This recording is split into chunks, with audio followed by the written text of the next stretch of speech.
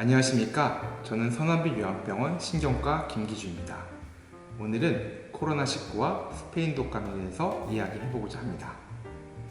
코로나19 대유행으로 전 세계가 고통받고 있는 현재 이 병은 지난 100년간 인류에게 가장 많은 영향을 끼치는 감염병이 될 것으로 예측됩니다. 2020년 5월 10일 기준 총 감염자 및 사망자 수는 각각 414만 3천 명과 28만 4천 명에 이르고 있으며 아직 최종 수치는 알 수 없으나 더욱 늘어날 것으로 보입니다. 이러한 양상은 20세기 대유행했던 스페인 독감을 연상시킵니다. 두 감염병의 전파 양상 및 인류의 대처를 한번 짚어보고 우리가 유의해서 나아가야 할 방향을 생각해보고자 합니다. 먼저 스페인 독감은 조류독감의 일종으로 오늘날 독감의 주요 원인 바이러스 중 하나입니다. 1918년 1차 세계대전 종식 시점에 시작하여 1920년까지 유행했으며 당시 16억 인구 중 5억 명이 감염되었고 5천만 명이 이 병으로 인해 사망한 것으로 추측되어지고 있습니다. 대략 사망률 10%로 전 인류의 3%가량이 이 병으로 사망한 셈입니다.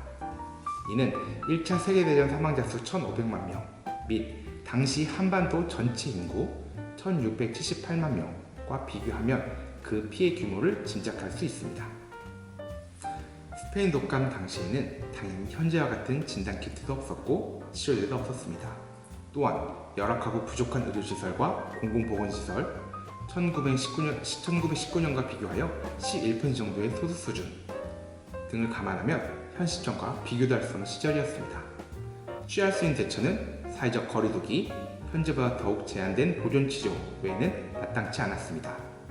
반면 현재 인류는 진단키트를 통한 조기 진단, 앞선 의료 장비와 과학기술 및 진보된 국가적 방역 시스템, 비접촉 시스템의 구축 등으로 이전보다 훨씬 유리한 상태입니다.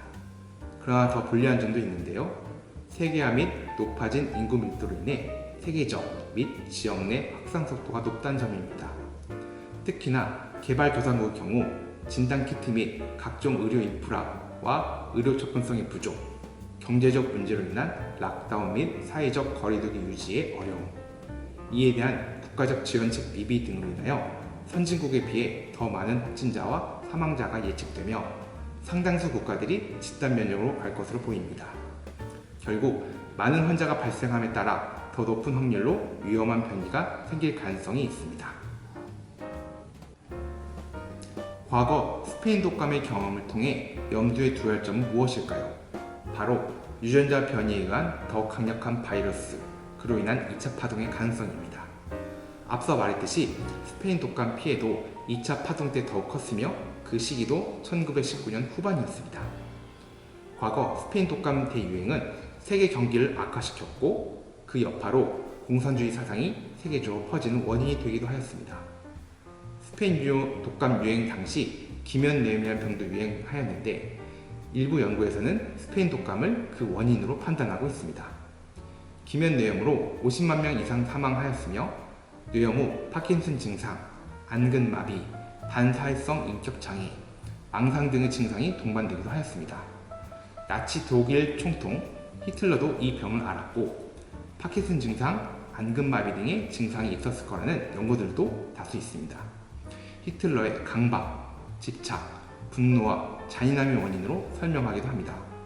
이 연구들에 따르면 스페인 독감의 창궐과 2차 세계대전의 발발, 히틀러와 나치 광기로 인한 홀로코스트 및 수많은 학살 사이에 연관성이 보입니다. 그렇다면 코로나19 이후 인류 역사의 방향은 어떻게 바뀌게 될까요? 우리의 예상대로 변화한 점도 있겠지만 예상치 못한 변화도 있을 것입니다. 확실한 것은 부정적인 변화를 줄이기 위해서는 코로나19의 유행을 최소화하고 최대한 많은 사람을 치료하며 경제적 피해도 줄여야 한다는 점입니다. 전 세계의 코로나 대응 공조를 공고히 함으로써 개발도상국을 포함하여 코로나19로 어려움을 겪고 있는 다른 나라들을 도와주는 일이 시급한 이유입니다.